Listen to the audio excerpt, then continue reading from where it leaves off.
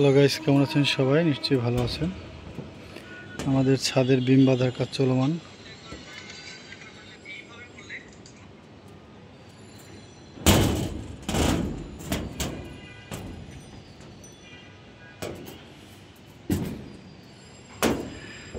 বিম বাঁধার কাজ চলমান আছে। এখানে গুরুত্বপূর্ণ বিষয় হলো যে রিংগুলো অল্টারনেট করে দেওয়া হয়েছে। এক পাশে এই পাশে হোক, ওই পাশে হোক, অল্টারনেট করে এই পাশে ওপাশ দেওয়া হয়েছে।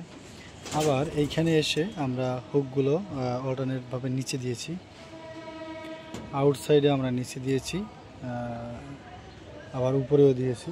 অল্টারনেটিভ করে উপরে এবং নিচে দুই দিকেই হুক ব্যবহার করা হয়েছে। আর কলমের ভিতরে দুইটি করে রিং ঢুকানো হয়েছে, যাতে বিমের রড ফেলানোর পরে পরবর্তীতে এই দুইটা রড বেঁধে দেওয়া যায় এবং কলমের এরিয়াতে রিং থাকে।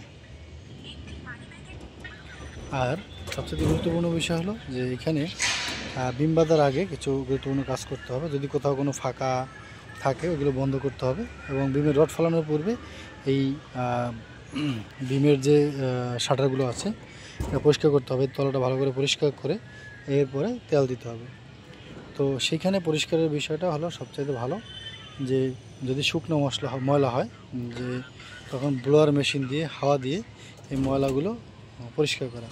আর যদি কোনো কারণে ব্লোয়ার মেশিন ইউজ করা না যায়, সেক্ষেত্রে আমরা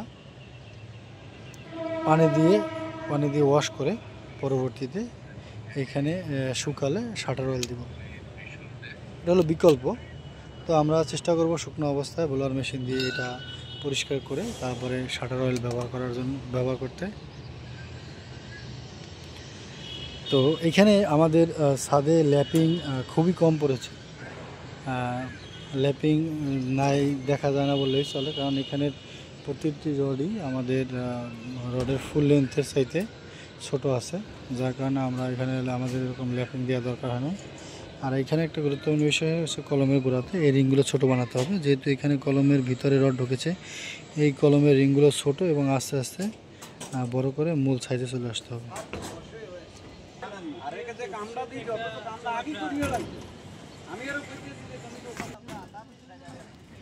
আর আমরা রডের মাটামগুলো কলমের ভিতরেই রাখবো।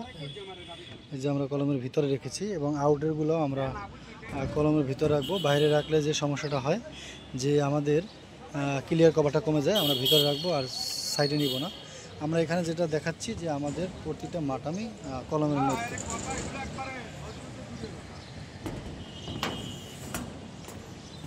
এই যে রডের মাটামগুলো আমরা কলমের মধ্যে রেখেছি।